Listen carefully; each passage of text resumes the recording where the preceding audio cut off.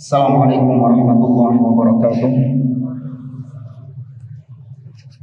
Innal hamdalillah nahmaduhu wa nasta'inuhu wa nastaghfiruh wa na'udzu billahi ta'ala min shururi anfusina wa min sayyiati a'malina. Man yahdihillahu fala mudilla lahu wa man yudlil fala hadiya lahu. Wa asyhadu an la ilaha illallah wahdahu la syarika lahu wa asyhadu anna Muhammadan 'abduhu wa rasuluh. Ya ayyuhalladzina amanu taqullaha haqqa tuqatih wa la tamutunna illa wa antum muslimun. Ya ayyuhan nasu taqu rabbakumul ladzi khalaqakum min nafsin wahidah wa khalaqa minha zawjaha wa batha minhuma rijalan katsiran wa nisaa'a wattaqullaha alladzi tasaaluna bihi wal arham innallaha kana 'alaikum raqiba. Ya ayyuhalladzina amanu taqullaha wa qulu qawlan sadida yuslih lakum a'malakum wa yaghfir lakum dhunubakum wa man yuti'illaha wa rasulahu faqad faza fawzan 'azima. Amma ba'd. Fa inna asdaqal hadithi kitabullah wa khairal hadi hadi Muhammadin sallallahu alaihi wasallam wa syarrul umuri muhdatsatuha wa kullu muhdatsatin bid'ah wa kulla bid'atin dhalalah wa kulla dhalalatin finnar. Ma'asyiral muslimin, ikhwani fillah wa akhwati rahimani wa rahimakumullah. Alhamdulillah, Allah Subhanahu wa taala permudahkan langkah kaki kita untuk menuju majelis yang mulia ini. Kita dikumpulkan oleh Allah Subhanahu wa taala di salah satu rumah-rumahnya, di salah satu taman-taman surga yang ada di dunia ini. Kita dikumpulkan dalam suasana ketaatan kepada Allah Subhanahu wa taala. Maka kita memohon kepada Allah, sebagaimana Allah kumpulkan kita di majelis ini, semoga Allah Azza wa Jalla kelak mengumpulkan kita kembali di surganya. Hadirin dan hadirat yang dimuliakan Allah Subhanahu wa taala, apabila Anda membaca Al-Qur'anul Karim, maka tentu Al-Qur'an tidak lepas dari 3 materi di dalamnya. Yang pertama adalah Al-Quran berisi tentang Al-Aqidah, berisi tentang perkara-perkara dogmatis atau yang disebut dengan Al-Aqidah. Entah itu tentang Tauhid, atau tentang iman kepada hari akhir, atau akidah-akidah yang lain, sifat-sifat Allah Subhanahu wa ta'ala. Kemudian yang kedua, Al-Quran tidak lepas isinya dari Al-Ahkam, yaitu tentang hukum-hukum, entah hukum pernikahan, atau hukum waris, atau hukum tentang jihad, hukum tentang hudud, dan lain sebagainya. Dan yang ketiga, dan ini memiliki porsi yang banyak di dalam Al-Quran, yaitu Al-Quran berisi tentang Al-Qasas, yaitu kisah-kisah. Syekh Muhammad bin Shalih Al-Utsaimin menyebutkan dalam kitabnya Usulun fit Tafsir, kisah-kisah di dalam Al-Quran itu terbagi lagi menjadi 3. Yang pertama adalah kisah-kisah tentang kaum-kaum terdahulu, Nabi dan Rasul sebelum Nabi Muhammad SAW beserta kaumnya, seperti Nabi Musa, kisah tentang Nabi Isa, kisah tentang kaum Ad dengan Nabi Hud, kaum Thamud dengan Nabi Saleh, Nabi Nuh, dan lain sebagainya. Kemudian yang kedua, kisah-kisah di dalam Al-Quran berisi tentang kisah orang-orang soleh selain Nabi dan Rasul. Ya, orang-orang soleh selain Nabi dan Rasul, baik itu secara kelompok ataupun secara perorangan. Contoh misalnya kisah-kisah orang soleh secara kelompok, seperti kisah Ashabul Kahfi.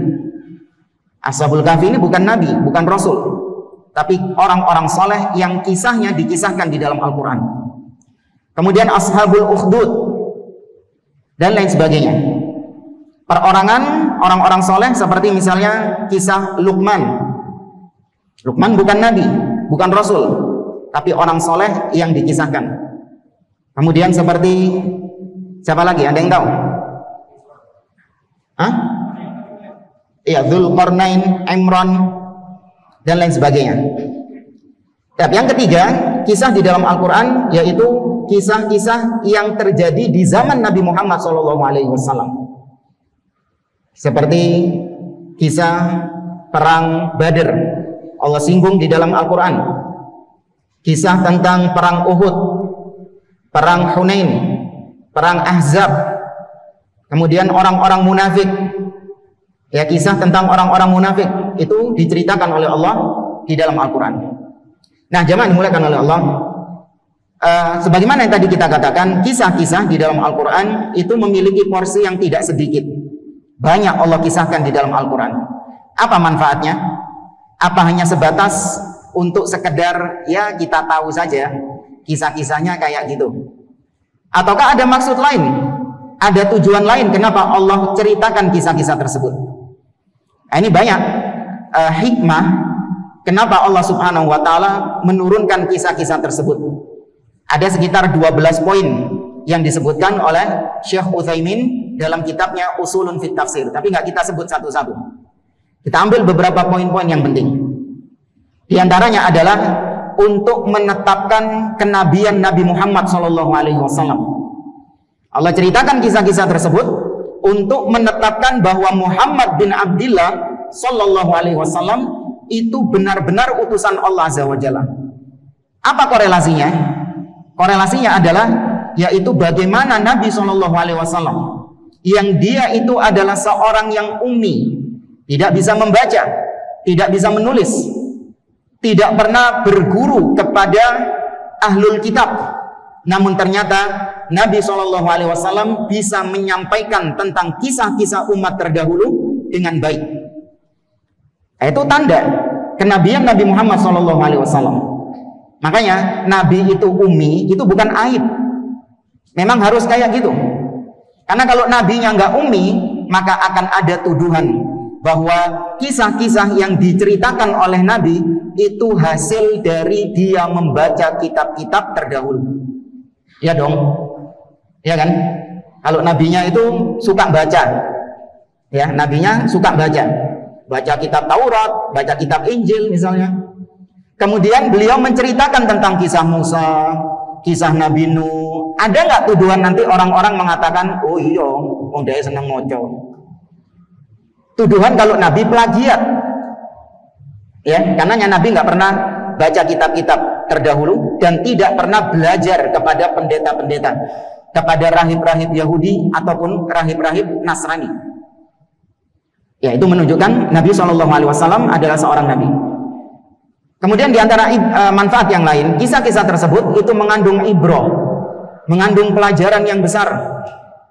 Sebagaimana yang Allah singgung di dalam akhir surat Yusuf, setelah Allah menceritakan tentang kisah Nabi Yusuf alaihi salam, Allah menutup surat Yusuf dengan firman-Nya, laqad kana fi qasasihim ibratun liulil albab. Sungguh pada kisah-kisah mereka ada ibrah, ada pelajaran bagi orang-orang yang mau berpikir, bagi orang-orang yang cerdas. Jadi Allah kisahkan seperti itu bukan hanya sebatas lewat cuman sekedar tahu saja. Ya cuman sebagai informasi, Ustadz. Kalau dulu Nabi Musa pernah belah lautan, kalau dulu Nabi Ibrahim pernah dibakar, cuman werutok ngono. Enggak. Poin yang ditekankan adalah ibrah. Karenanya Allah pilihkan kisah-kisah itu, kisah-kisah yang terbaik, sequel-sequel yang terbaik. Karenanya enggak Allah kisahkan semua di dalam Al-Quran. Ya enggak? Nabi Musa, apa kisahnya utuh mulai dia lahir sampai mati? Enggak kan? Cuman dicuplik sama Allah the best of, yang terbaik dari kisah-kisahnya Nabi Musa. Karena di awal-awal surat Yusuf Allah mengatakan ahsanal qasas, Allah sebut dengan sebaik-baiknya kisah. Nah, jamaah yang dimuliakan oleh Allah, di antara kisah-kisah yang Allah ceritakan di dalam Al-Quran adalah kisah tentang seorang nabi yang mulia. Beliau termasuk salah satu dari ulul azmi minar rusul, salah satu dari 5 nabi atau 5 rasul yang punya kedudukan yang mulia di dalam agama kita. Beliau adalah Nabiullah Isa ibn Maryam alaihi salam, Al-Masih Isa bin Maryam alaihi salam. Kisahnya kisah tentang Nabi Isa alaihissalam Allah ceritakan mulai dari kelahiran beliau, kemudian bagaimana perjuangan dakwah beliau, sampai pada bagaimana ketika beliau nanti ditanya oleh Allah di hari kiamat tentang kondisi umatnya yang menuhankan dia. Itu semua Allah sebutkan kisahnya di dalam Al-Quranul Karim. Nah, di waktu yang singkat ini ingin kita kisahkan tentang kelahiran Nabi Isa alaihissalam.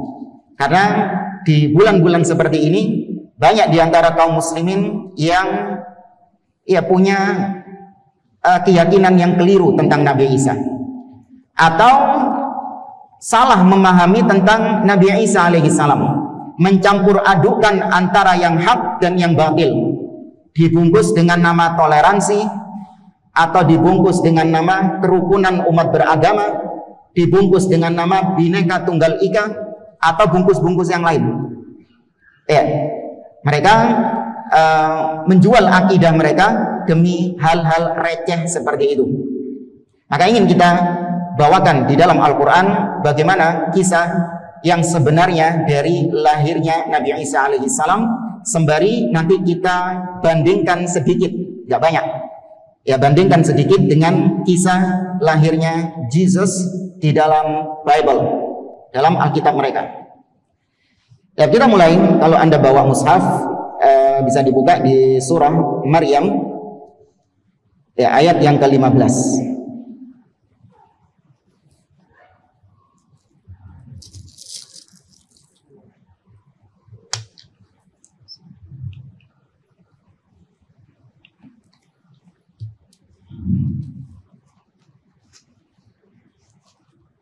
Kita mulai. Allah Subhanahu wa taala berfirman, "Wadhkur fil kitabi Maryam idh intabadat min ahliha makanan syarqiyya." Kata Allah, wahai Muhammad, ingatlah kisah Maryam di dalam Al-Qur'an yang Allah kisahkan. Idh intabadat min ahliha makanan syarqiyya. Tatkala Maryam mengasingkan diri dari keluarganya ke arah timur. Arah timur.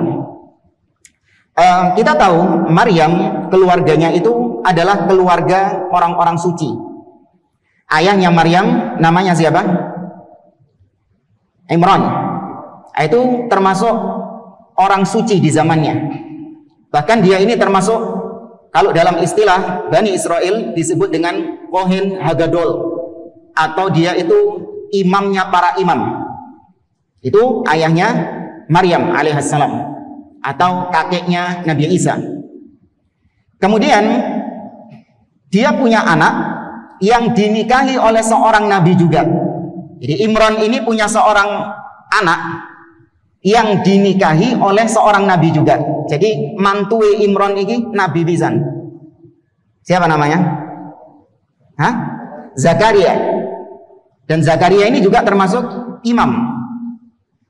Nah, mereka tinggal di kota Al-Quds atau Yerusalem sekarang.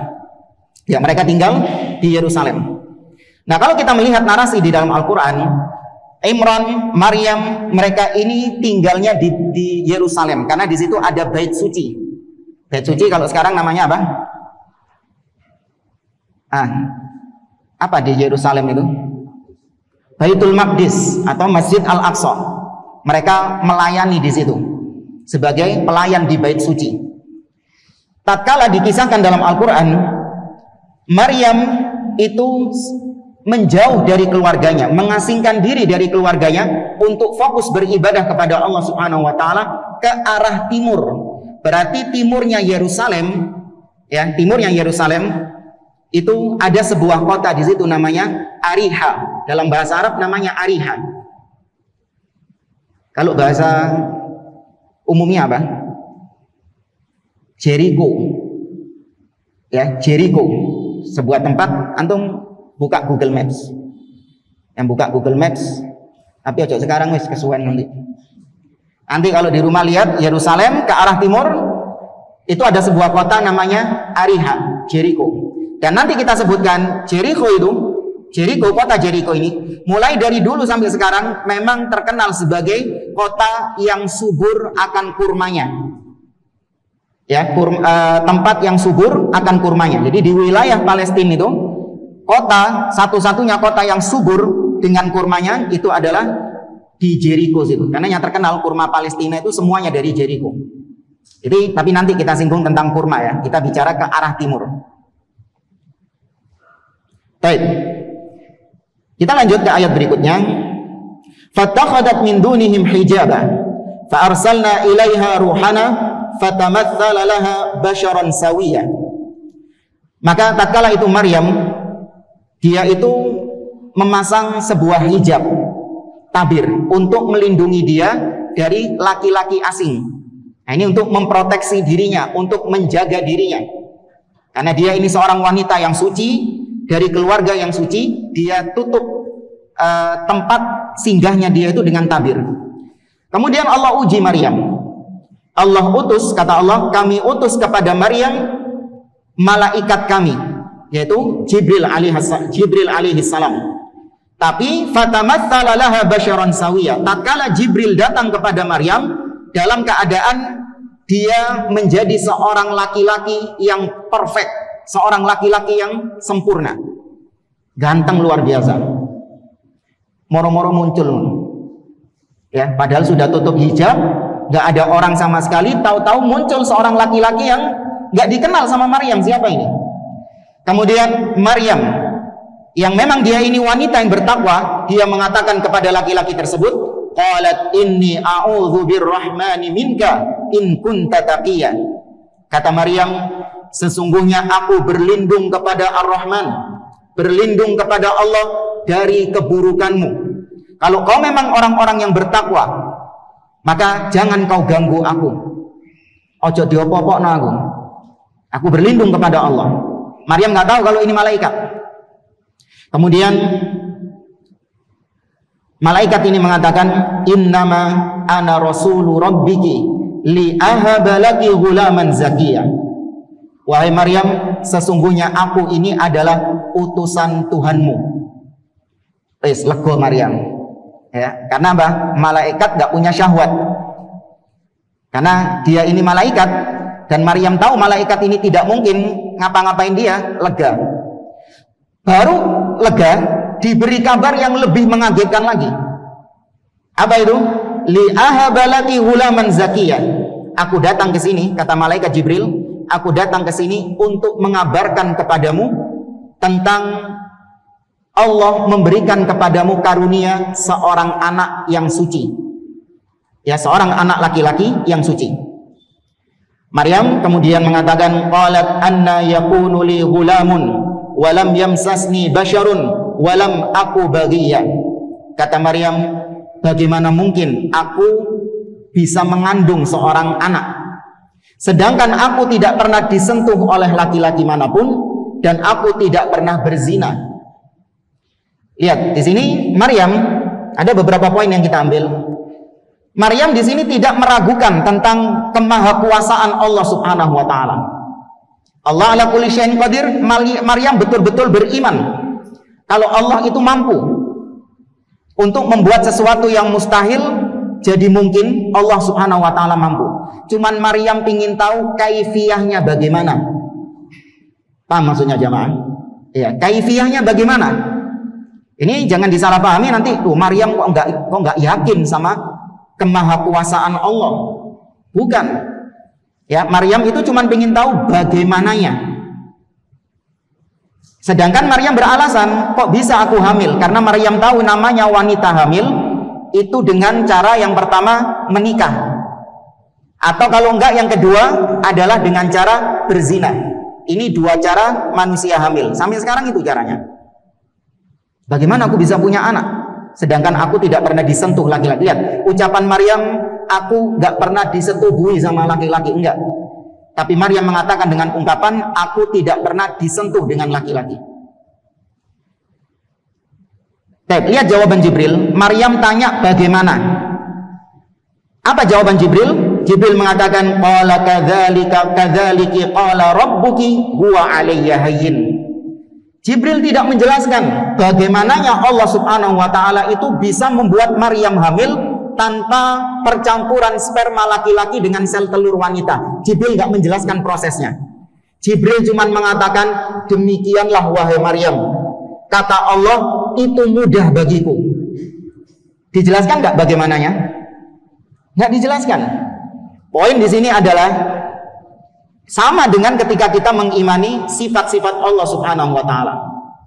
Tatkala Allah mengabarkan kepada kita bahwa Allah itu berada di atas arsy, bahwa Allah Subhanahu wa Ta'ala turun ke langit dunia pada sepertiga malam terakhir, maka cukup imani saja. Jangan tanya bagaimana Allah Subhanahu wa Ta'ala kok bisa seperti itu, karena akal kita punya keterbatasan. Makanya Jibril tahu, meskipun dijelaskan kepada Maryam, Maryam nggak mungkin paham. Ya, Maryam tidak akan mungkin mudeng, karena kapasitas manusia tidak akan mungkin bisa memahami hakikat sifat Allah Subhanahu wa Ta'ala.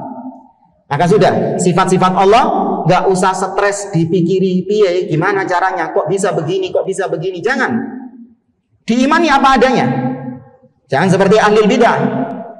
Mereka ketika memahami hadis Allah turun ke langit dunia, kata Nabi, yanzilu rabbuna kulla lailatin ila sama'id dunya hina yabqa thuluthul lailil akhir.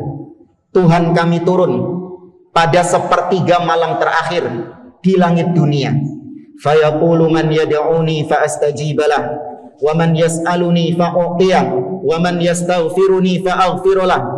Seraya Allah mengatakan, barang siapa yang berdoa kepadaku akan aku jawab doanya. Barang siapa yang beristighfar kepadaku akan aku ampuni dosa-dosanya, dan barang siapa yang meminta kepadaku aku kabulkan permintaannya. Kata mereka ahli bidah ini, kok bisa Allah turun ke langit dunia pada sepertiga malam terakhir, padahal bumi ini berputar selama 24 jam, pasti ada wilayah belahan bumi yang mengalami sepertiga malam terakhir. Terus kalau gitu kapan Allah kembali ke arsy? Berarti Allahnya muter, keliling, muter-muter. Ini permasalahannya adalah, kenapa kau harus memikirkan bagaimananya sifat Allah Subhanahu wa Ta'ala? Bahkan lebih parahnya, kenapa kau paksakan sifat manusia, kau paksakan itu kepada Allah Subhanahu wa Ta'ala? Yang keliling-keliling itu manusia. Antum sekarang sepertiga malam di Indonesia, biar antum kedapatan sepertiga malam di Amerika, antum harus kemana? Harus ke Amerika. Terus buat ngejer sepertiga malam di Eropa, antum harus kemana? Ke Eropa, harus keliling-keliling. Itu makhluk atau khaliq? Itu sifatnya makhluk. Kenapa kau paksakan Allah harus seperti itu? Paham nggak maksudnya? Itu problemnya ahli bidah seperti itu. Semua sifat-sifatnya Allah itu diserupakan sama makhluk dulu. Dipikir-pikir, iya ternyata gak match. Akhirnya dia apa? Ditolak sama mereka. Ya, ini pelajaran dari kisah Maryam. Imani saja Allah ala kulli syai'in qadir. Allah mampu atas segala sesuatu. Tapi bagaimananya memang gak dijelaskan sama Allah, karena memang akal kita punya keterbatasan. Ya, akal kita punya keterbatasan. Kata Allah, kata Jibril, walinaja'alahu ayatan linnas wa rahmatan minna wa kana amran maqdiya. Kata Jibril, agar anak yang kau kandung itu, wahai Maryam, kelak itu adalah menjadi sebuah tanda, ayat, tanda bagi kebesaran Allah Subhanahu wa Ta'ala, tanda bagi kemahakuasaan Allah, bahwa Allah itu maha mampu untuk merubah sunnatullah. Tahu sunnatullah? Law of nature, hukum alam kalau bahasa kita. Api itu sifatnya apa? Panas. Kalau ada yang terkena api, maka kebakar, gosong. Itu memang hukum alam seperti itu. Kemudian kalau disiram air, maka apinya padam.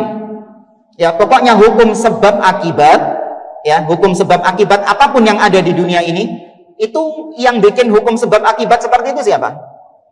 Allah Subhanahu wa Ta'ala. Yang bikin hukum sebab akibat Allah. maka karena Allah yang bikin, Allah sendiri yang mampu untuk merubah-rubah hukumnya sakar PDW. Hanya Allah yang mampu merubah hukumnya sakar PDW. Contoh tadi, orang itu kalau punya anak, maka dia harus cari sebab punya anak. Apa itu? Rabi, kawin, atau kalau enggak zina. Kita nggak bicara mana yang halal dan haram ya, jelas sudah. Tapi ini sebab punya anak. Nah, Allah bisa merubah sebab ini. Dengan apa? Allah jadikan Maryam punya anak tanpa melalui dua proses tadi, menikah ataupun berzina. Loh, kok bisa? Ya Allah yang punya hukum kok. Api. Apa tadi sifatnya api? Panas. Kalau ada orang masuk di situ berarti kebakar. Allah rubah hukum itu kepada Nabi siapa? Ibrahim alaihissalam. Ibrahim dilempar ke api, kemudian api itu tidak membakar Ibrahim. Justru api itu mendinginkan Nabi Ibrahim alaihissalam. Allah yang memerintahkan, ya nar, kuni bardan wa salaman ala Ibrahim. Wahai api, jadilah kau dingin dan menyelamatkan bagi Ibrahim. Ini Allah sendiri yang bisa merubah-rubah hukum seenaknya sendiri. Ya, itu untuk menunjukkan bahwa Allah yang punya kuasa. Makanya di sini disebut Nabi Isa, anakmu itu wahai Maryam, itu ayah, tanda kebesaran Allah Subhanahu wa taala. Wa rahmatan minna, dan Nabi Isa itu juga rahmah. Ya, bentuk kasih sayang Allah Subhanahu wa taala kepada umat manusia. Kenapa? Karena umat manusia ini kan diciptakan tujuannya untuk apa? Beribadah. Wa ma khalaqtul jinna wal insa illa liya'budun. Untuk beribadah kepada Allah. Apa jadinya kalau Allah nyuruh kita beribadah kepada Dia, tapi ternyata Allah tidak ngasih tahu cara beribadah yang benar gimana? Apa jadinya? Manusia kebingungan. Bagaimana cara beribadah kepada Allah? Yang satu mengklaim, ini loh cara beribadah sing bener itu. Satunya mengatakan, oh gak salah kon. Sing bener iki koyo aku ngene loh.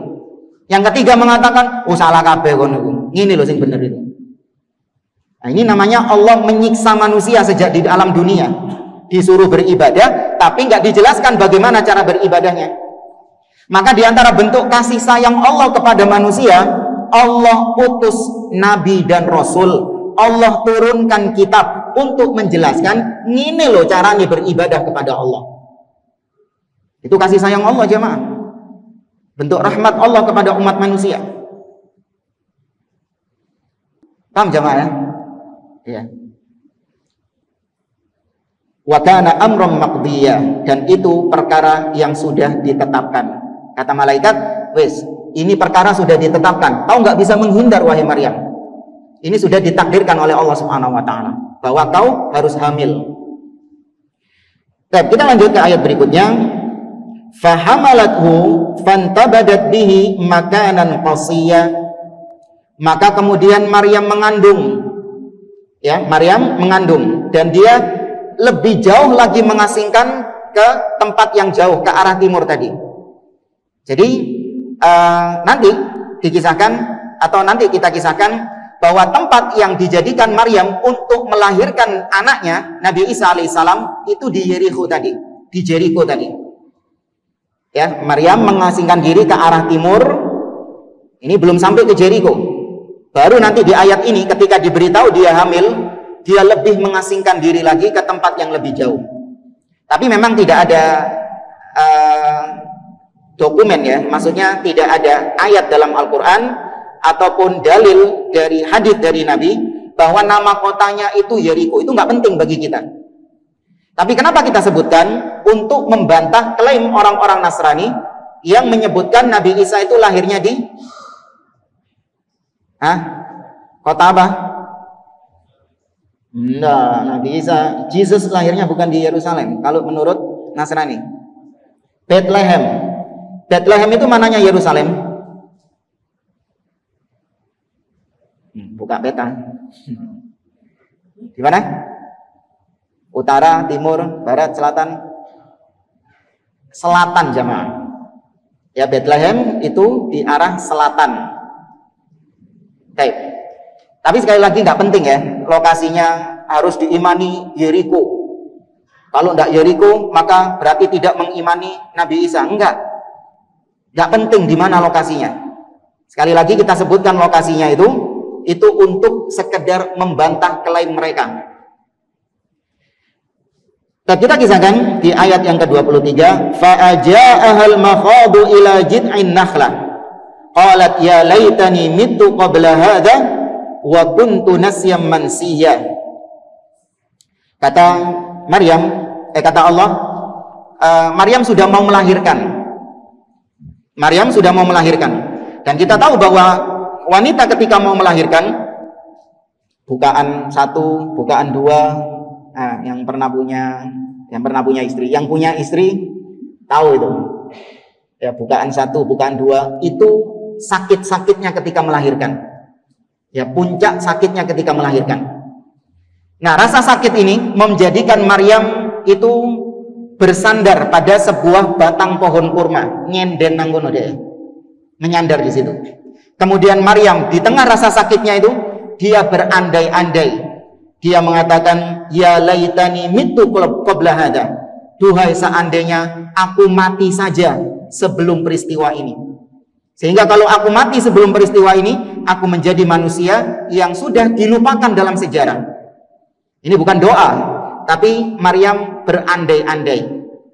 Ini memang karena rasa sakit, jamaah. Di sini kita bisa mengambil ibrah betapa dahulu ibunda kita melahirkan kita dengan susah payah, dengan rasa sakit. Jangan dianggap, oh iya Ustadz itu kan Maryam, beda sama ibu kita. Oh dong, meteng melahirkan ngono kabeh. Sakit luar biasa. Maka itu menjadikan kita semakin berbakti kepada orang tua, terutama kepada ibu. Karena di dalam agama kita berbakti kepada ibu itu lebih daripada bakti kepada ayah. Terutama bagi laki-laki ini. Nabi ketika ditanya, ya Rasulullah, man ahaqqun nasi bihusni sahabati? Wahai Rasulullah, siapa manusia yang paling berhak untuk mendapatkan kebaikan dariku? Nabi mengatakan, ummuk, ibumu. Thumma man? Kemudian siapa lagi? Nabi mengatakan, ummuk, ibumu. Thumma man? Kemudian siapa lagi? Thumma ummuk, kemudian ibumu. Thumma man? Kemudian siapa lagi? Thumma abuk, baru kemudian ayahmu. Berapa kali ibunya berarti? Berarti ibunya 1. Nah, ini terserah ya, mau ibu 3, ibu 1, terserah. Halal insyaallah. Baik, pojok dulu masalahnya. Dan kemudian kita lanjutkan ayat ke-24, fanadaha min tahtiha alla tahzani qad ja'ala rabbuki tahtaki sariyah. Kemudian tatkala Maryam bersandar di pohon itu, tiba-tiba Jibril memanggil Maryam dari arah tempat yang rendah. Ya, dari sebuah tempat yang rendah. Apa kata Jibril? Allah tahzani. Wahai Maryam, jangan kau bersedih hati. Kan Maryam galau. Dihibur sama Jibril, jangan kau bersedih hati. Qad ja'ala rabbuki tahtaki sariyah. Allah Subhanahu wa taala, Rabbmu itu telah menjadikan di bawahmu ada aliran sungai yang mengalir di bawahmu. Ya, ada aliran sungai yang mengalir di bawah Maryam. Nah, itu untuk meringankan penderitaan Maryam. Karena orang ketika melahirkan itu menderita. Dia butuh minum, dia butuh makan, maka diberi rizki oleh Allah Subhanahu wa taala. Ini memang diantara keajaiban Maryam ya. Maryam itu suka didatangkan rizki secara tiba-tiba. Antum buka dalam surah Ali Imran ayat yang ke-35 ke atas, 36, 37 dan seterusnya. Dikisahkan tentang Maryam ketika masih dalam asuhan Zakaria. Maryam ini kan nanti diasuh sama Zakaria di Baitul Maqdis. Ya, diasuh sama Zakaria. Zakaria ini siapa tadi? Afwan, Zakaria ini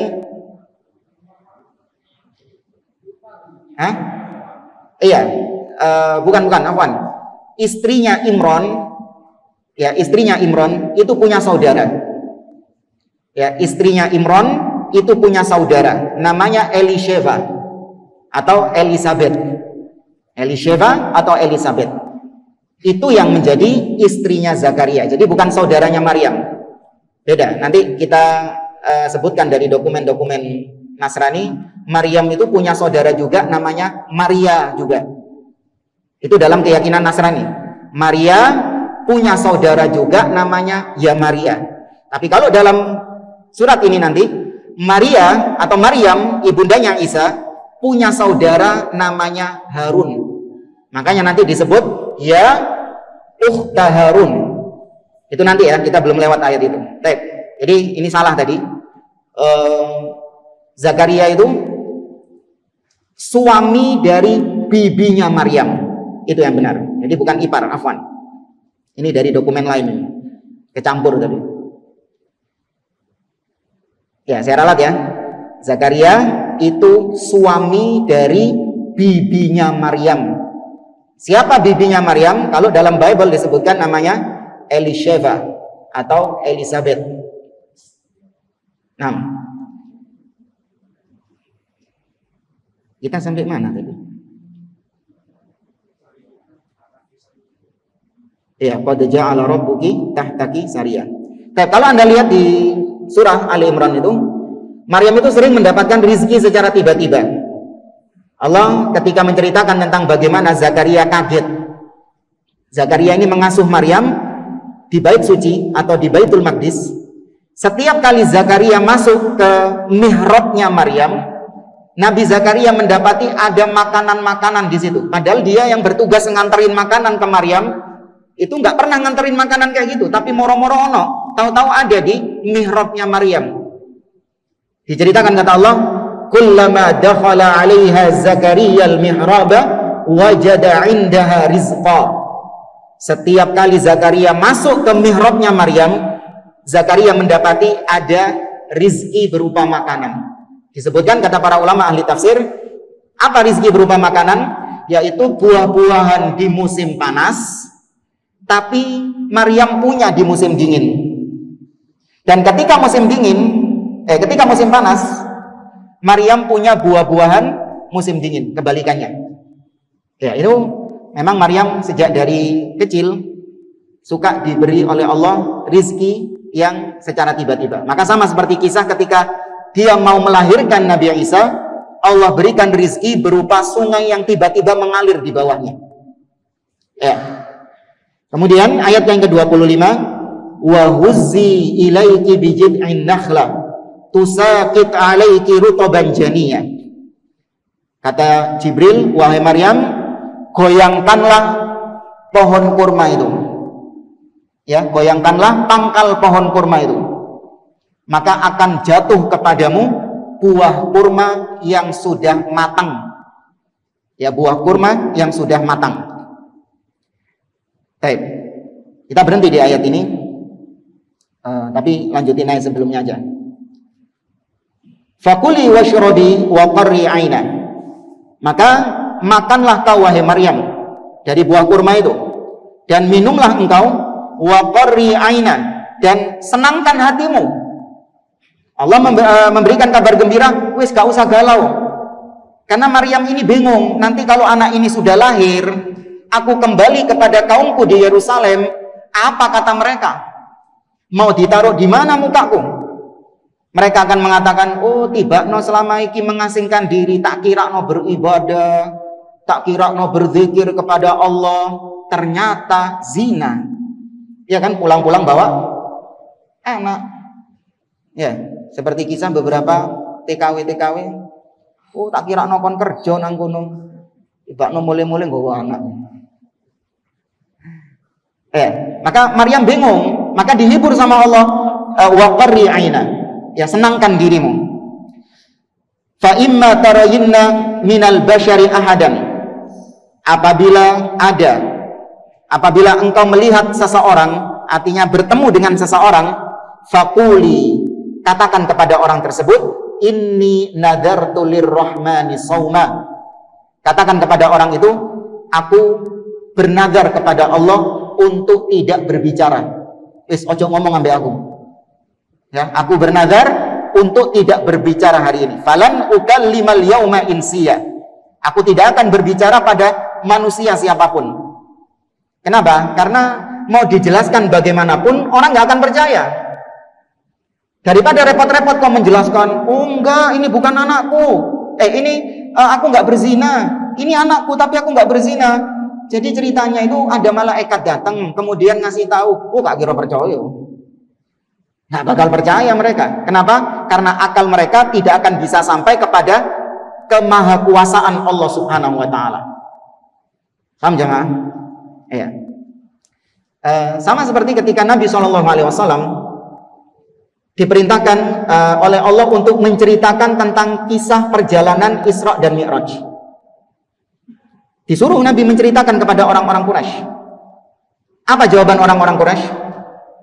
Mereka mengatakan Muhammad sudah keterlaluan gilanya. Mereka katakan itu kepada Abu Bakar. Muhammad sudah keterlaluan, kelewat batas gilanya. Kenapa? Karena akal mereka nggak sampai. Mereka beranggapan mustahil ada orang yang melakukan perjalanan dari Mekah ke Baitul Maqdis, kemudian naik ke atas langit, balik lagi, pulang pergi, hanya dalam waktu sebagian malam. Bukan satu malam ya, sebagian malam. Karena perjalanan ke Baitul Maqdis dari Mekah itu memakan waktu 1 bulan dengan kendaraan yang tercepat. Kuda yang paling gesit atau unta yang paling gesit 1 bulan, 2 bulan. Nggak mungkin itu. Akal manusia tidak akan sampai ke sana. Maka sama, Maryam juga diperintahkan untuk tidak menceritakan kisahnya, karena percuma manusia tidak akan percaya. Baik, jamaah dimulakan oleh Allah. Ayat 25 ini yang jadi inti dari perdebatan tentang gimana lahirnya Nabi Isa alaihissalam. Kita tahu bahwa Maryam tadi diperintahkan untuk menggoyangkan pohon kurma. Anda coba bayangkan ya, ini perempuan dalam kondisi sudah mau melahirkan. Ya, dalam proses kalau istilah medis kontraksi ya. Ya, kontraksi. Itu wanita semakin kuat atau semakin lemah dia kondisi seperti ini? Semakin lemah. Sudah dalam kondisi lemah dan dia wanita diperintahkan untuk menggoyangkan pohon kurma, pangkalnya ya. Ya, jid'ah itu artinya pangkal pohon kurma. Ini belum mati. Diperintahkan untuk menggoyangkan pangkal pohon kurma. Kira-kira goyang nggak pohonnya? Antum panggil binaraga, orang yang ngejim, suruh goyangkan pohon kurma, nggak bakal goyang jemaah. Tapi kenapa Allah Subhanahu Wa Taala memerintahkan untuk Maryam menggoyangkan pohon kurma? Kenapa? Hah? Apa? Iya, karena untuk sekedar melakukan sebab.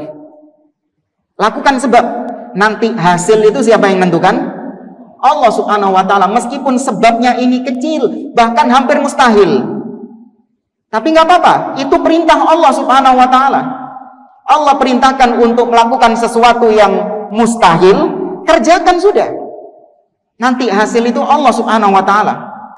Nah, ini mirip dengan konsep Ahlus Sunnah wal Jamaah untuk memperbaiki kaum muslimin, untuk memperbaiki negeri kaum muslimin. Maka bagaimana caranya? Caranya adalah dengan memperbaiki rakyatnya. Bukan seperti orang-orang Harokiyin atau orang-orang Khawarij. Mereka itu kalau ingin memperbaiki kondisi negeri, maka yang diganti apanya? Pemimpinnya. Yang diganti pemimpinnya. Kalau mereka melihat ini Ahlus Sunnah ini nggak masuk akal. Masa untuk memperbaiki kondisi negeri adalah dengan mengajarkan tauhid kepada kaum muslimin. Sampai kapan kaum muslimin berjaya? Itu yang dipikirkan sama dia. Kalau dipikir pakai akal, kita ini ngajarkan tauhid, ngajarkan akidah. Apa hubungannya dengan untuk memperbaiki kondisi negeri? Ada hubungannya nggak? Kalau pikir pakai akal loh. Nggak ada hubungannya. Kalau ingin memperbaiki negeri, masuk pemerintahan. Masuk ke parlemen sana. Lengserkan presiden yang ada, baru kemudian kau ganti sistemnya dengan sistem Islam. Itu baru memperbaiki negeri. Tapi kalau ngajari tauhid, innal hamdalillah nahmaduhu wa nasta'in, kapan mari ini? Ini pakai apa? Akal. Lakukan proses. Allah yang memerintahkan demikian untuk menggembleng kaum muslimin dengan tauhid, maka nanti Allah Subhanahu wa taala akan memperbaiki kondisi kaum muslimin, akan menjadikan kaum muslimin jaya. Allah mengatakan sendiri dalam firman-Nya dalam surah An-Nur kalau nggak salah. Ya, Allah Subhanahu wa taala mengatakan An-Nur ayat 55. Coba dibuka An-Nur ayat 55 kalau nggak salah. Wa'adallahu alladhina amanu wa 'amilus solihati la yastakhlifannahum fil ardi kama stakhlafal ladzina min qablihim. Benar, ayat 55, yaitu catat itu. Kenapa kita kok fokus berdakwah tauhid? Ini ayatnya. Dan itu prakteknya Nabi SAW. Bukan cuma ngambil dalil, ya, tapi itu plus prakteknya Nabi SAW. Allah mengatakan wa'adallahu alladhina amanu wa 'amilus solihati la yastakhlifannahum fil ardi kama stakhlafal ladzina min qablihim wa la yumakkinanna lahum dinahumul ladzi irtadalahum wa la yubaddilannahum min ba'di khaufihim amna. Allah berjanji kepada orang-orang yang beriman dan beramal soleh bahwa Allah akan menjadikan mereka khalifah, menjadikan mereka berjaya. Allah akan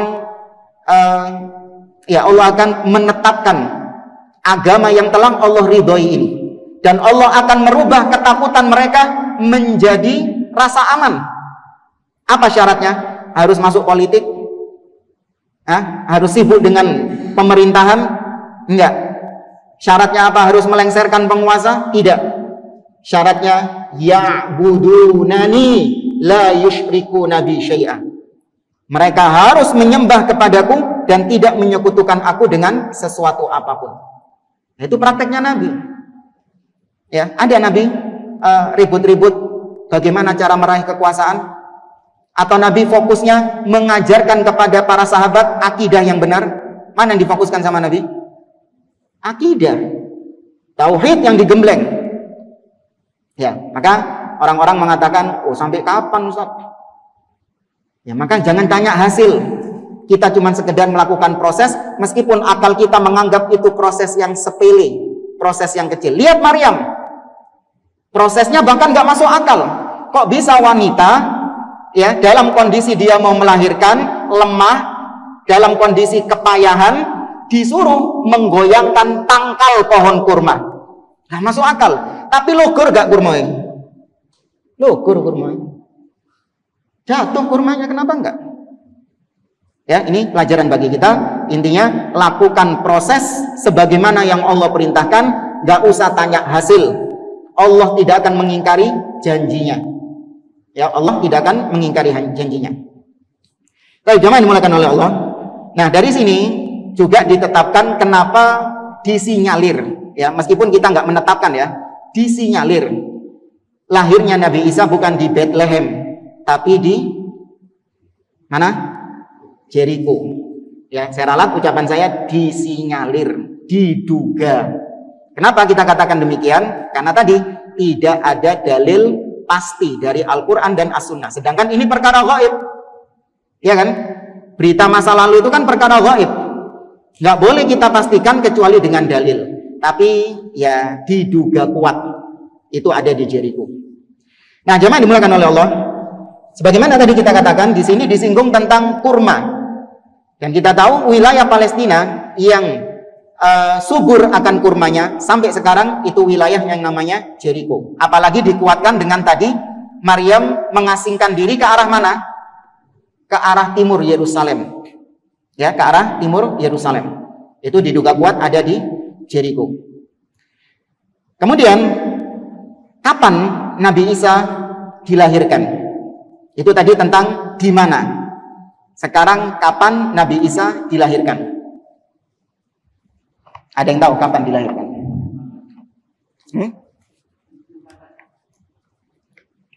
Di musim panas. Apa alasannya? Hah? Iya, karena kita tahu kurma, apalagi rutop, Rutop itu fase kurma yang masak. Ya, rutop itu fase kurma yang sudah masak, artinya sudah mulai bisa dimakan. Karena kurma kalau sebelum fase rutop itu masih keras. Kalau dimakan merotol untuhe. Nah, tapi kalau sudah fase rutop, ini sudah masak dan sudah bisa dimakan. Itu terjadi di musim panas. Ya, itu terjadi di musim panas. Dikuatkan lagi dengan ayat sebelumnya, yaitu mengalir sungai. Kalau sungai mengalir, bisa mengalir, ya, maka berarti itu musim panas.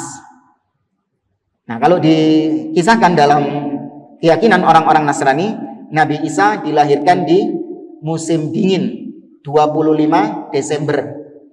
Ya, 25 Desember, musim dingin. Ini keyakinan yang salah. Kalau dari versi kita jelas ayatnya. Nah, bagaimana dengan dalam kitab mereka sendiri? Ya, kita bawakan di sini Bible mereka. Tampilkan dari Alkitab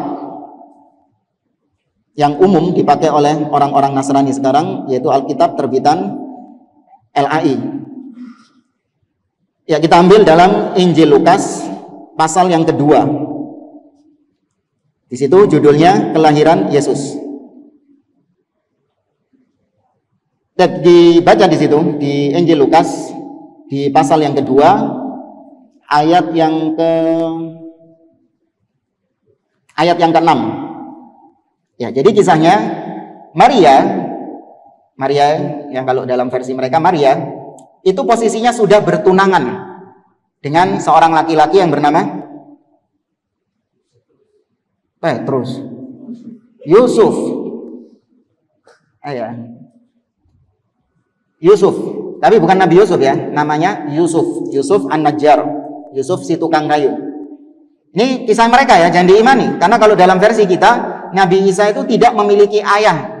Tadi sudah dikatakan bahwa Maryam walam yamsasni bashar, aku tidak pernah disentuh laki-laki. Artinya aku nggak pernah berhubungan sama laki-laki, apalagi sampai bertunangan. Enggak. Ini kisah yang antum tolak karena bertentangan dengan apa yang ada dalam Al-Quran. Yusuf itu pergi dari Nazaret, kota Nazaret, ya, menuju ke Bethlehem, karena di situ sedang ada sensus penduduk. Jadi Yusuf, Maria berangkat ke Bethlehem dari Nazaret, berangkat ke Bethlehem untuk mendaftarkan kependudukan, karena sedang ada sensus di situ. Nah, di ayat ke-6 disebutkan, ketika mereka tiba di situ, maksudnya di Bethlehem, tibalah waktunya bagi Maria untuk bersalin. Ya, tiba bagi Maria untuk bersalin. Jadi di Bethlehem, di selatannya Yerusalem, dan ia melahirkan seorang anak laki-laki, anaknya yang sulung, lalu dibungkusnya dengan lampin dan dibaringkannya di dalam palungan, karena tidak ada tempat bagi mereka di rumah penginapan itu. Nah, ini kenapa lahirnya di kandang domba, ya, kandang wedus. Ini yang jadi masalah. Ayat yang ke-8, perhatikan narasinya. Di daerah itu, yaitu di daerah tempat Maria melahirkan Jesus, ya, di daerah itu ada gembala-gembala yang tinggal di padang, ya, tinggal di padang menjaga kawanan ternak mereka pada waktu malam. Jadi ada gembala-gembala yang jaga ternak-ternaknya lagi di padang itu di waktu malam. Secara akal mungkin nggak itu musim dingin? Ada nggak musim dingin orang-orang menggembalakan kambingnya di malam hari? Sopo sing tahu angon wedhus? Nanti kalau Idul Adha tanya sama orang-orang yang miara-miara kambing. Mungkin nggak kalau ketika masuk musim dingin seperti sekarang, hujan, hawanya dingin, mungkin nggak Anda mengeluarkan kambing-kambingnya nyari makan di luar? Nggak mungkin. Bikin kambingnya sakit. Ya, itu bikin kambingnya sakit. Maka dari sini itu juga disimpulkan bahwa di dalam Bible sendiri itu dinarasikan Nabi Isa atau yang mereka sebut dengan Yesus lahir di musim panas, bukan musim dingin. Ya, sedangkan Natal itu identik dengan musim dingin. ya kan, salju, terus ada Sinterklasnya, naik wedhus itu apa? Rusa, iya kan, di musim dingin kan itu digambarkannya salju. Makanya pernak-pernik Natal ada boneka salju apa? Karena keyakinan mereka Nabi Isa dilahirkan ketika musim dingin. Nah masalahnya jemaah dimulakan oleh Allah, ternyata tidak semua orang Kristen, Nasrani ya kalau saya katakan, karena Nasrani ini mencakup istilah yang mencakup sekte-sekte Kristen semuanya, baik Katolik, Protestan, Ortodoks, ya ataupun Koptik dan lain sebagainya, itu mencakup semua. Kalau saya sebut Nasrani berarti mencakup semua.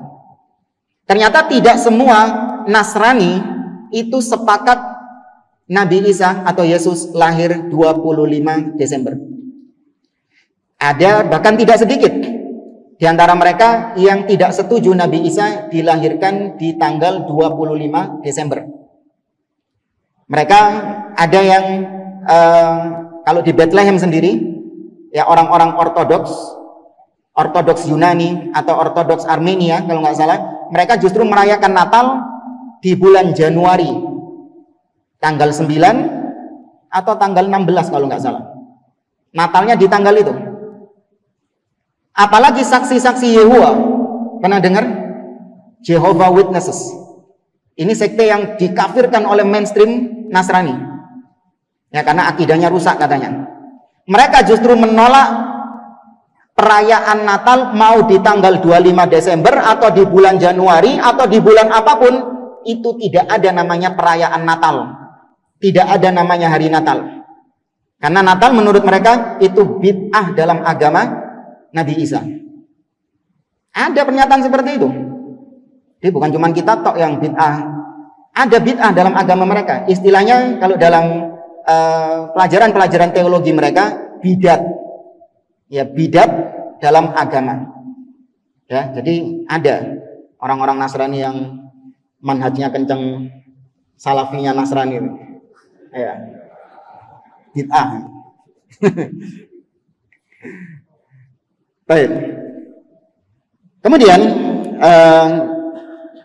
saya baca beberapa bantahan-bantahan dari sebagian pendeta-pendeta Nasrani yang tetap menetapkan tanggal 25 Desember ini sebagai hari lahirnya Nabi Isa.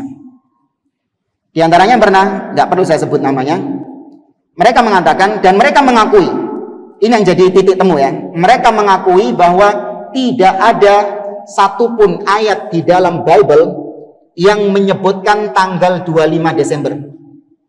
Ya, Anda tantang, bawakan kepada kami satu ayat yang menunjukkan dengan jelas Nabi Isa atau Jesus lahir pada 25 Desember. Itu sepakat kita, nggak ada di situ. Dan justru kalau kita buka dokumen-dokumen sejarah, ini kata pendeta ya, kata pastor, bagaimana ceritanya kok bisa ada Natal tanggal 25 Desember? Jadi kisahnya dulu abad keempat Masehi, ya abad keempat Masehi, Kekaisaran Romawi yaitu Kaisar Konstantin itu kaisar pertama yang memeluk agama Nasrani. Ya, yang pertama kali memeluk agama Nasrani karena kaisar-kaisar sebelumnya itu agamanya pagan. Agamanya pagan, menyembah kepada dewa-dewa, terpengaruh dengan pemikiran-pemikiran Yunani. Tapi ketika Kaisar Konstantin itu menjadi Kaisar Romawi dan dia memutuskan untuk menjadi seorang Nasrani, maka dia mewajibkan semua rakyatnya, semua ajudan-ajudannya jadi Nasrani juga. Nah masalahnya, mereka ini, orang-orang Romawi ini, mereka itu punya perayaan Saturn. Perayaan Saturn ini adalah perayaan Dewa Matahari. Ya, perayaan untuk kelahiran Dewa Matahari. Tanggal 25 Desember. Ya, kelahiran Dewa Matahari ini tanggal 25 Desember. Itu sudah mereka lakukan sejak orang-orang Romawi sebelum masanya Kaisar Konstantin. Setiap tanggal 25 Desember, bahkan ketika itu mereka tanggal 25 Desember menyalakan lilin-lilin dan membakar pohon-pohon cemara di situ. Ya, membakar pohon-pohon cemara. Nah, ketika Kaisar Konstantin menjabat sebagai kaisar dan dia seorang Nasrani, maka banyak orang-orang yang ikut memeluk Nasrani tapi akidahnya masih akidah Yunani. Akidahnya masih akidah pagan. Sehingga mereka masih tetap merayakan kelahiran Dewa Matahari di tanggal 25 Desember itu. Maka para salafnya orang-orang Nasrani ya, atau kalau bahasa mereka bapak-bapak gereja abad apostolik. Ya, bapak-bapak gereja abad apostolik, yaitu abad-abad salaf mereka. Itu melihat ini gimana ini, banyak orang-orang Nasrani tapi kok ikut perayaan-perayaan kafir. Katanya Nasrani tapi kok ikut perayaan-perayaan kafir. Maka mereka ingin supaya bagaimana untuk membuat perayaan tandingan supaya menyelamatkan mereka dari perayaan-perayaan kufur tadi, yaitu mengagungkan Dewa Matahari. Maka mereka pun akhirnya membuat tandingan tanggal 25 Desember gereja juga merayakan hari kelahiran. Tapi bukan hari kelahiran Dewa Matahari, tapi hari kelahirannya Yesus. Ini pendeta yang ngomong dan diakui sendiri dalam dokumen-dokumen sejarah. Awal kisahnya memang dari itu, 25 Desember itu. Jadi untuk menyelamatkan orang Nasrani, biar mereka ini tidak merayakan perayaan Dewa Matahari, tapi mereka merayakan hari kelahiran Nabi Isa alaihissalam. Paham bingung nggak jemaah? Ya. Baik. Maka sejak saat itu ditetapkan mainstream orang-orang Nasrani 25 Desember. Tapi kalau ditanya apakah Yesus itu lahir pada tanggal 25 Desember, mereka juga meragukan. Ya, mereka juga meragukan. Ada argumentasi-argumentasi yang menggelitik. Ketika kita sodorkan data tadi, ini loh, kitab kalian sendiri mengatakan bahwa ketika Nabi Isa lahir, Yesus lahir, ada domba-domba atau ada gembala-gembala yang menggembalakan ternaknya di padang pada waktu malam. Ada yang les, bercoba berargumentasi. Ada yang mengatakan, iya itu nggak mesti musim dingin, bisa jadi itu musim panas. Itu nggak mesti musim panas, bisa jadi musim dingin itu. Kenapa? Karena nggak mesti musim dingin itu hawanya dingin. Allah Maha Kuasa, Tuhan Bapa Maha Kuasa, Dia bisa menjadikan hari ketika Yesus lahir dijadikan nggak dingin sama Dia. Paham nggak maksudnya? Iya. Jadi mestinya itu musim dingin, tapi sama Tuhan dijadikan nggak dingin karena hari spesial lahirnya sang anak gitu. Jadi harus dibedakan dengan hari biasanya memang dingin gitu.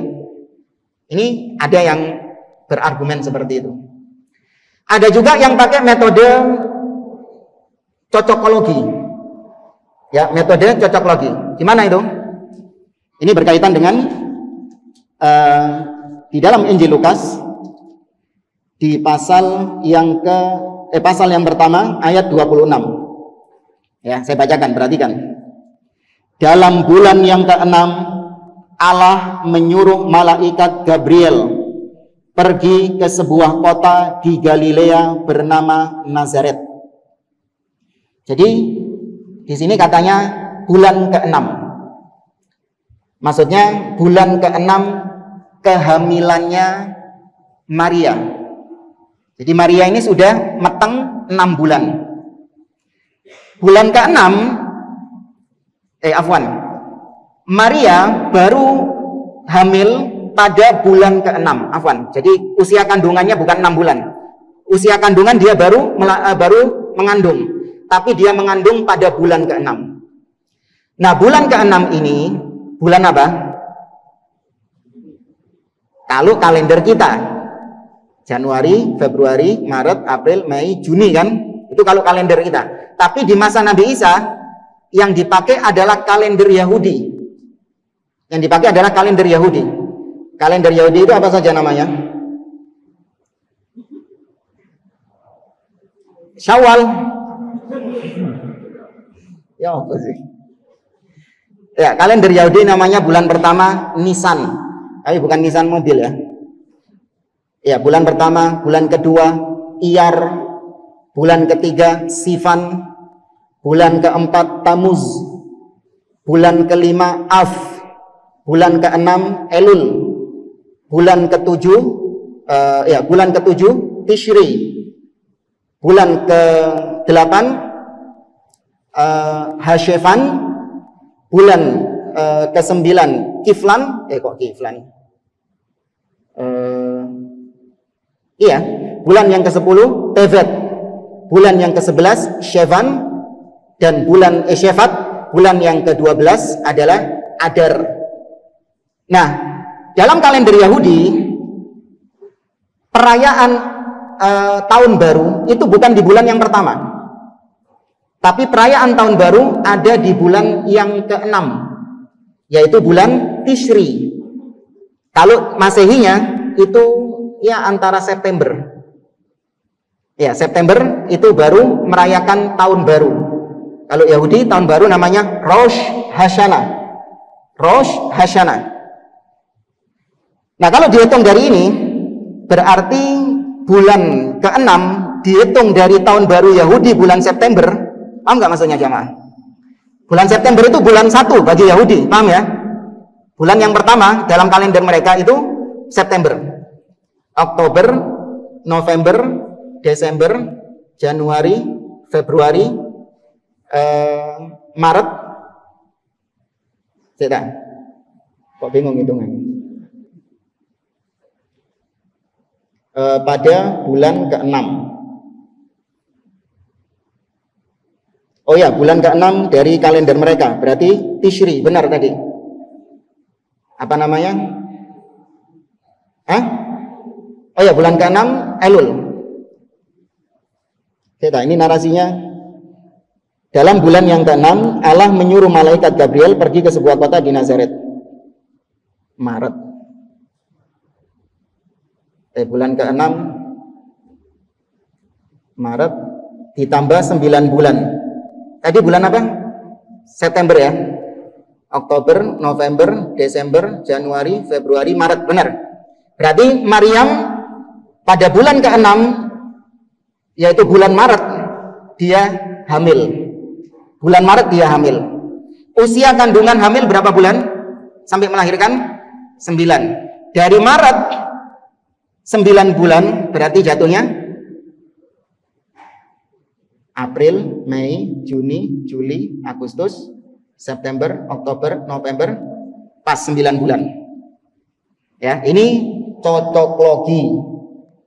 Ya, namanya cocok logi. Kenapa? Karena yang dimaksud bulan ke-6 yang hamil di sini ternyata bukan Maria. Tapi ternyata yang hamil di sini adalah Elisheva. Elisheva itu siapa? Istrinya Zakaria. Dia sedang mengandung Yohanes Sang Pembaptis.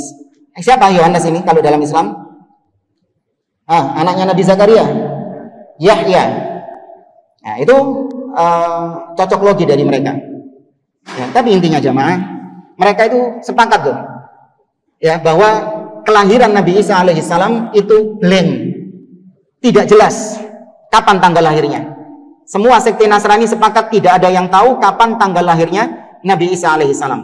Terus perayaan 25 Desember ini apa? Itu hanya sekedar untuk mengenang atau merayakan hari lahirnya Nabi Isa, bukan untuk menetapkan hari lahirnya Nabi Isa. Karena mereka toleransi. Orang-orang Nasrani itu toleransi sama yang merayakan tanggal Januari. Ya, itu mereka toleransi, nggak apa-apa. Yang penting esensinya sama. Oke, anggaplah kita ya wis karepmu wis. Kita sepakat, anggap kita sepakat Yesus lahir 25 Desember. Pertanyaan kedua, buktikan kepada kami dalam Bible kalian Yesus memerintahkan untuk merayakan hari kelahirannya. Ya, Yesus memerintahkan kalian untuk merayakan hari kelahirannya. Kalaupun memang hitung-hitungan kalian tadi bulan ke-6 tambah 9 bulan, maka berarti bulan ini jatuhnya, ya wes kita terima. Tunjukkan kepada kami mana dalilnya dalam kitab kalian Yesus dengan lantang mengatakan rayakan hari lahirku. Tidak ada jamaah. Tidak ada. Makanya benar kalau ini apa dalam agama? Bid'ah dalam agama. Ya, tapi ya ini jadinya ketika kita membantah ini kepada mereka ada bantahan balik. Bagaimana dengan Maulid Nabi? Ya kan? Kan sama dengan Maulid Nabi. Kemarin yang kita singgung bulan lalu kan? Umat Islam sepakat nggak tanggal lahirnya Nabi berapa? 12 Rabiul Awal itu pasti nggak? Nggak pasti. Karenanya ada yang merayakan maulid tanggal sekian, merayakan maulid tanggal sekian, merayakan maulid tanggal sekian. Mereka nggak apa-apa. Yang penting esensinya itu mengagungkan Nabi, merayakan Nabi. Orang-orang Kristen nembak kita kayak gitu. Oh, itu maulid Nabi, nggak ada dalilnya juga kalian rayakan. Ini problem. Ya, ketika kita membantah mereka, mereka mengcounter balik dengan bid'ah-bid'ah yang dilakukan sama sebagian kaum muslimin. Ya, kenapa? Makanya kenapa anak nggak pernah mau nerima undangan-undangan dari sebagian orang yang menisbatkan diri sebagai kristolog yang ada di negeri kita. Kenapa? Karena mereka sudah memberikan warning kepada saya. Ustadz, ini nanti tolong isi materi tentang kristologi, tapi tolong jangan nyinggung kaum muslimin, jangan nyinggung umat Islam yang merayakan maulid atau yang ini. Oh, nggak mau saya. Nggak bisa. Kata mereka, loh gimana kita ini sekarang sedang menyerang Nasrani. Kok Ustadz malah menyerang umat Islam sendiri? Justru umat Islam yang lebih saya cintai untuk saya selamatkan. Karena kaidahnya, mana yang lebih diutamakan? Jaga modal atau nyari untung? Menjaga modal. Maka yang lebih diutamakan adalah bagaimana menjaga akidah kaum muslimin, yaitu dengan memerangi bid'ah-bid'ah ini, daripada mencari untung, yaitu mengislamkan orang luar. Paham nggak di sini jamaah kaidahnya? Ya, makanya nggak menyibukkan diri dengan hal seperti itu, tapi justru menyibukkan diri dengan internal kaum muslimin. Bagaimana bisa membantah orang-orang Nasrani kalau akidahnya kaum muslimin saja bobrok? Ya.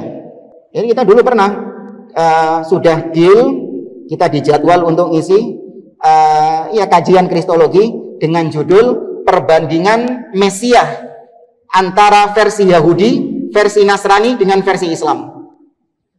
Ya, sudah bikin materi kita. Ternyata menjelang hari H kita dikasih kabar, Ustadz nanti tolong materinya jangan nyinggung tentang sebagian umat Islam yang tidak meyakini tentang turunnya Nabi Isa.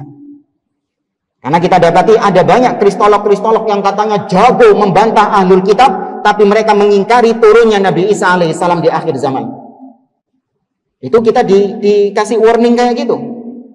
Ya, jangan nyinggung tentang sebagian kaum muslimin yang tidak meyakini tentang turunnya Nabi Isa alaihissalam. Saya bilang enggak bisa. Justru itu titik yang ingin saya sampaikan dengan gamblang di situ. Membantah orang-orang yang menyimpang, menolak turunnya Nabi Isa alaihissalam. Ya. Jamaah dimulakan oleh Allah Subhanahu wa taala. Itu tadi ya beberapa kontradiksi-kontradiksi di dalam Bible.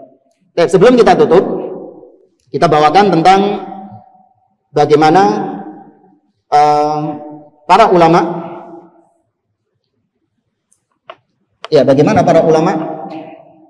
Islam berbicara tentang hukum mengucapkan Merry Christmas, Selamat Natal.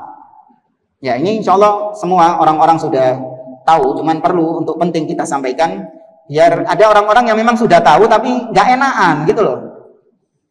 Masih ada sungkanisme dalam dirinya. Tak enak Ustaz, tonggoku iki apik wonge, masa cuman mengucapkan Selamat Natal kok nggak boleh? Kan yang penting hati kita beriman dengan mengatakan atau dengan mengutip ayat wa qalbuhu mutmainnun bil iman. Yang penting kan hati kita beriman, sebagaimana dulu Ammar bin Yasir mengucapkan ucapan kufur tapi nggak dikafirkan sama Nabi selama hatinya beriman. Loh bedo mas, Ammar bin Yasir diapakan sama Abu Jahal? Dipaksa, disiksa dia. Kalau sampean disiksa, celurit sudah di leher, disuruh mengucapkan Merry Christmas, boleh nggak? Boleh, hatinya tetap beriman. Ini nggak dipaksa, nggak nggak ada angin, nggak ada hujan, moro-moro datang Merry Christmas ya. Terus bawa dalilnya Ammar bin Yasir, nggak nyambung. Nggak bisa. Maka hati-hati, kadang sikap sungkan ini bisa menyebabkan akidah seorang luntur, nggak enakan. Jangan. Masalah akidah harus tegas. Lakum dinukum waliyadin. Baik, maka tadi orang yang mengucapkan Merry Christmas, Selamat Natal, dia terjatuh ke dalam banyak sekali kesalahan. Yang pertama, Selamat Natal artinya selamat lahir. Dia ucapkan ketika hari Natal, iku sudah salah tanggal. Kalaupun benar ya, ucapan selamat Natal ini dibolehkan, maka mengucapkan ketika hari Natal itu salah tanggal, karena orang Kristennya sendiri bingung. Natal itu tanggal hari lahirnya Yesus itu tanggal berapa? Berarti sampean salah tanggal.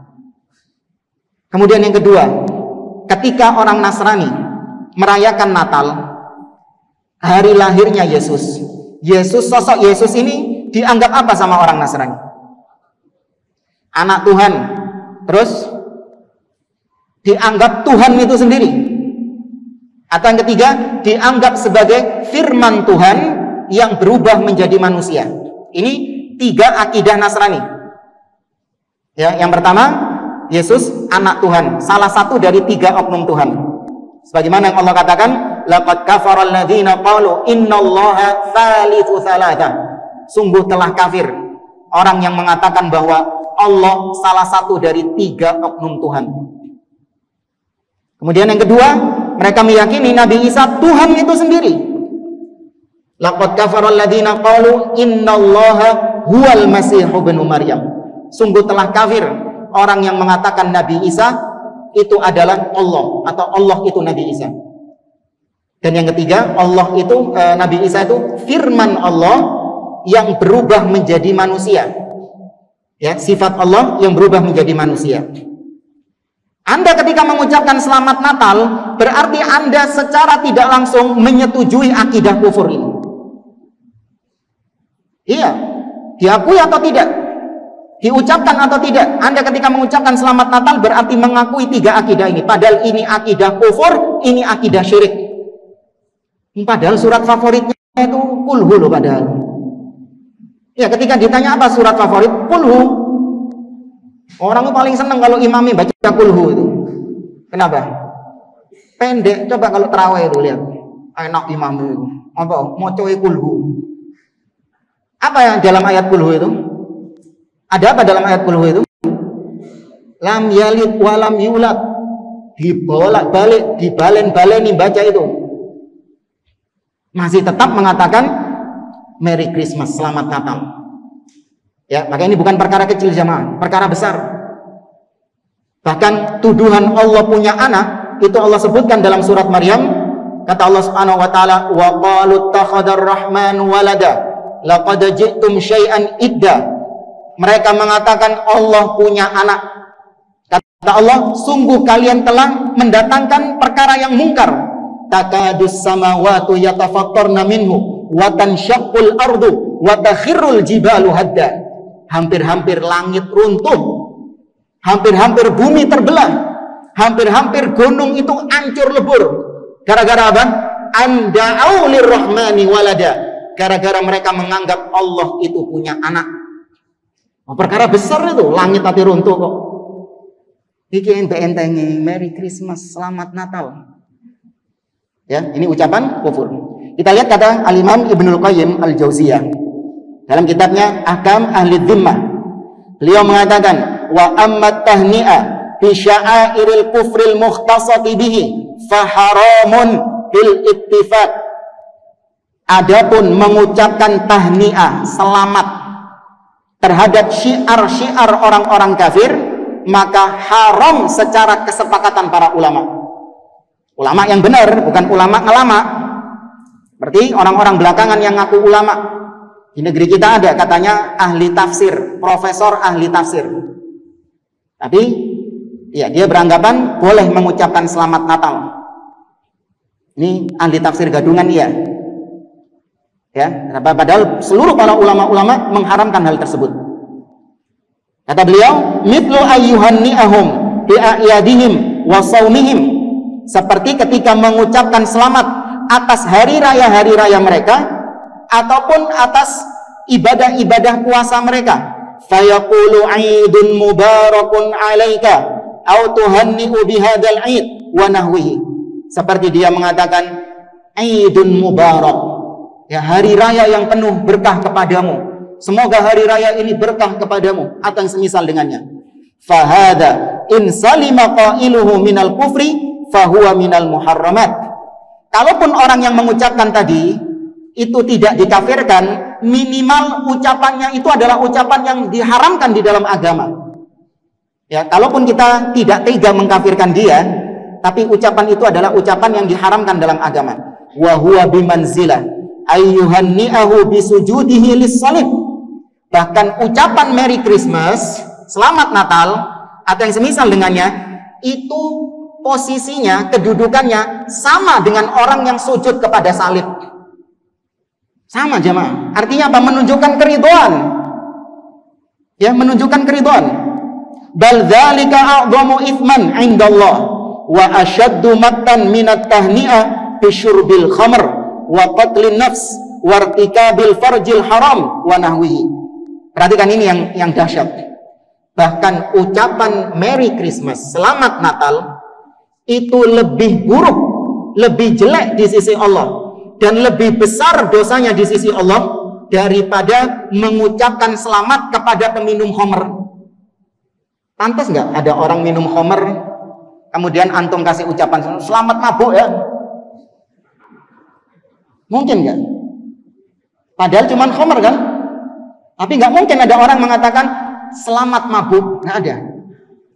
Atau misalnya orang yang telah membunuh jiwa, Anda katakan selamat atas pembunuhan yang Anda lakukan, ini juga nggak ada.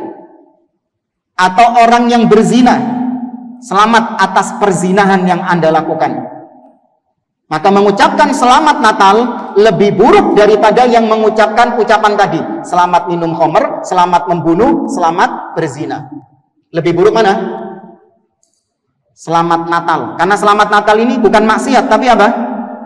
Syirik kepada Allah, kufur kepada Allah Subhanahu wa taala. Maka ini perkara besar jamaah. Jangan dianggap alah cuma ucapan tok loh. Ya. Itu profesor tadi bawakan dalil di surah Maryam, ayatnya belum kita baca ya. Di ayat yang ke 33. Anda lihat dalam ayat 33. Ini dalilnya sang profesor tadi. Allah saja mengucapkan selamat atas hari lahirnya Nabi Isa. Padahal sudah kita katakan salah tanggal. Kalaupun memang benar ini Allah mengucapkan selamat. Perhatikan, wassalamu alayya yauma wulidtu wa yauma amutu wa yauma ub'atsu hayya. Dan keselamatan atasku dilimpahkan. Ini katanya Nabi Isa ya. Jadi Nabi Isa ketika dalam buayan, ketika kaumnya Maryam bertanya, dari mana bayi ini? Maka bayi ini menjawab sendiri. Nabi Isa masih kecil sudah menjawab, Inni Abdullah, aku adalah hamba Allah. Ini ucapan pertamanya Nabi Isa ketika dalam buayan Maryam. Nabi Isa tidak mengatakan Inni ibnullah, aku anaknya Allah, enggak. Tapi Inni Abdullah, aku adalah hambanya Allah. Atani alkitab wa ja'alani nabiyya wa ja'alani mubarakan aina ma kuntu wa awsani bis salati waz zakati ma dumtu hayya. Kemudian kata Allah, wassalam wa barram biwalidati wa lam yaj'alni jabbaran syaqiyya. Wassalamu alayya, semoga keselamatan terlimpahkan kepadaku, atau keselamatan itu terlimpahkan kepadaku di hari ketika aku dilahirkan, ketika aku dimatikan, dan ketika aku dibangkitkan kembali. Baik. Nah, kata-kata wassalamu alayya, keselamatan atasku, diterjemahkan sama profesor ini, selamat artinya congratulations. Selamat ya atas hari lahirnya. Gimana? Padahal selamat di sini bukan keselamatan dalam artian selamat dalam bahasa Indonesia, bukan. Tapi selamat di sini adalah Nabi Isa alaihissalam ketika dilahirkan selamat dari gangguan orang-orang Yahudi yang ingin membunuhnya. Selamat dari gangguan syaitan karena emaknya dulu Maryam atau neneknya dulu minta kepada Allah dalam surah Ali Imran itu, ya, ibunya Maryam meminta kepada Allah, wa inni sammaituha Maryam wa inni u'idzuha bika wa dzurriyyataha minasyaitonir rajim. Ya Allah, aku namai putriku ini dengan Maryam dan aku minta perlindungan kepadamu, lindungi Maryam ini dan keturunannya dari setan yang terkutuk. Maka selamat dari godaan syaitan. Itu keselamatan artinya. Bukan selamat congrats. Paham di sini jamaah? Ya, maka hati-hati. Ya, toleransi dengan cara Anda biarkan mereka melakukan perayaan mereka. Ini pertengahan Ahlussunnah wal Jamaah antara orang-orang liberal yang mereka ikut andil dalam perayaan orang-orang Nasrani, mengucapkan selamat, bahkan sampai masuk ke gerejanya, bahkan menjaga gerejanya. Ini orang-orang liberal.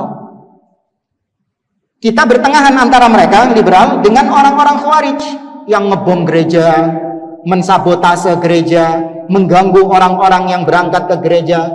Dua-duanya sesat. Ahlussunnah pertengahan. Ya, tidak seperti liberal dan tidak seperti Khawarij. Nggak boleh antum mengganggu mereka, jemaah. Ada tetangga antum Nasrani mau ke gereja, antum kempesi ban motoring. Ya. Atau antum kerjain apa gitu. Nggak boleh, haram. Ya, biarkan mereka melakukan ibadah mereka. Nggak usah diganggu. Nggak usah disabotase. Tapi jangan juga Anda ikut-ikutan di dalamnya. Entah itu dengan mengucapkan selamat atau naudzubillah sampai masuk ikut merayakan perayaan tersebut. Enggak. Ya, Ahlussunnah pertengahan dalam hal ini, sebagaimana akidah-akidah Ahlussunnah yang lain juga pertengahan dalam masalah tersebut. Ustadz, kalau kita nggak mengucapkan selamat Natal, nanti kita dianggap nggak toleransi. Kita dianggap nanti tidak rukun, umat beragama ini nggak rukun. Maka kita jawab, Anda kalau mau berbuat baik sama orang kafir, jangan cuma ketika mereka merayakan hari raya. Jangan ketika mereka merayakan hari raya, jangan. Anda kalau berbuat baik sama orang-orang kafir sepanjang waktu, selama bukan dalam perkara-perkara agama. Selama bukan dalam perkara-perkara agama, silakan baik kepada orang kafir, nggak masalah. Allah katakan dalam surah Al-Mumtahanah, la yanhaakumullah 'anil ladzina lam yuqatilukum fid din wa lam yukhrijukum min diyarikum an tabarruhum wa tuqsitu ilaihim innallaha yuhibbul muqsitin. Allah tidak melarang kalian untuk kalian berbuat baik kepada orang-orang kafir selama mereka tidak memerangi kalian dan tidak mengusir kalian dari rumah-rumah kalian. Allah mencintai orang-orang yang berbuat adil. Boleh dalam urusan-urusan dunia, boleh. Orang kafir lagi sakit, tetangga antum, boleh nggak antum ngasih obat ke dia? Boleh. Ngantar ke rumah sakit, boleh? Boleh. Tetangga antum mau ibadah di gereja hari Minggu, boleh nggak antum antar? Awas. Ya, dalam urusan agama konsepnya apa? Lakum dinukum waliyadin. Sebagaimana Ibrahim juga mengatakan kepada kaumnya, inna bura'a'u minkum wa mimma ta'buduna min dunillah. Kami berlepas diri dari kalian dan apa yang kalian sembah selain Allah Subhanahu wa taala. Gak melok-melok aku. Tidak mau ikut andil, gak mau ikut berpartisipasi. Ya, tapi kalau masalah-masalah duniawi, ayo kita bekerja sama. Ya, gotong royong kampung, ya, masalah-masalah duniawi yang gak ada hubungannya dengan akidah, gak ada hubungannya dengan agama, boleh kaum muslimin ya bersama orang-orang kafir dalam hal-hal tersebut.